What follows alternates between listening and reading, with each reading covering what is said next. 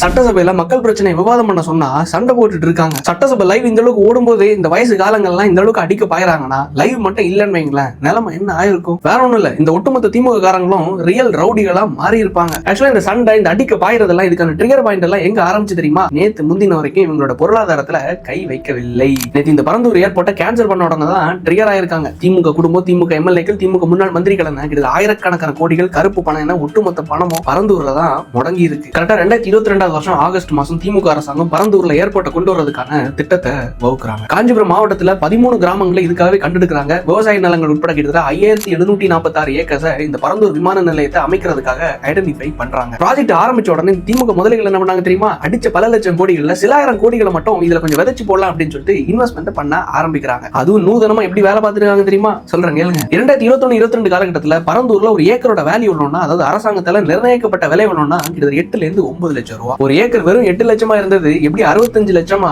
மாறிச்சு தெரியுமா? District valuation sub committee, state level valuation committee, district administration, registration department, revenue department, local body administrative officers என ஒட்டுமொத்த அரசு இயந்திரத்தையும் influence பண்ணி acre 8 லட்சமா இருந்ததை 65 லட்சமா மாத்துறாங்க, ஏத்துறாங்க. காரணம், இந்த ஏற்றத்தை ஒரு அமைச்சராலேயோ ஒரு எம்எல்ஏ வாலையோ ஒரு எந்த ஒரு தனிநபராலையும் இந்த கைட்லைன் வேல்யூவை ஏற்ற முடியாது. Local body administration committee, revenue department, registration department, district level valuation committee, state level valuation committee என இந்த ஒட்டுமொத்த அரசு இயந்திரமும் நினைத்தால் மட்டும்தான் ஒரு இடத்தோட கைட்லைன் வேல்யூ, அரசு நிர்ணயிக்கப்பட்ட இந்த நிலத்தோட வேல்யூவை ஏத்த முடியும். சரி, கடைசியா பல வேலைகளை செஞ்சு அரசு இயந்திரங்களை இன்ஃப்ளூயன்ஸ் பண்ணி 8 லட்சத்துல இருந்து 65 லட்சமா இந்த இடத்தோட வேல்யூவை இன்ஃப்ளூயன்ஸ் பண்ணி ஏத்தியாச்சு. அப்ப அரசாங்கம் இந்த ஏர்போர்ட்டுக்காக இடத்தை கையகப்படுத்தும் போது எவ்வளவு ரூபாய்க்கு கையகப்படுத்துவாங்க? 65 லட்சம் ரூபாய். கரெக்டா? அப்ப நம்ம இந்த ஏர்போர்ட் கட்டுறதுக்காக தமிழக அரசாங்கம் 5746 ஏக்கர்ஸை கையகப்படுத்தணும்னு முடிவு பண்றாங்க. அப்ப இந்த இடத்த லேண்ட் ஓனர்ஸ் கிட்ட இருந்து, இடத்தோட உரிமையாளர் கிட்ட இருந்து வாங்கணும்னா எவ்வளவு செலவாகும் தெரியுமா? 3734 கோடி ரூபாய் செலவாகும். ஆனா ஏற்கனவே ஒரு ஏக்கர் 8 லட்சம் ரூபாய் சொல்லிட்டு இருந்த கைட்லைன் வேல்யூ இப்படி இந்த லேண்ட் ஓனர்ஸ் கிட்ட இருந்து நம்ம தமிழக அரசாங்கம் வாங்கி இருந்தாங்கன்னு வைங்களேன், எவ்வளவு செலவாகும் தெரியுமா? வெறும் 450 கோடி ரூபாய். சரி, அந்த 3734 கோடியில இருந்து அந்த ஒரிஜினல் வேல்யூ 450 கோடியை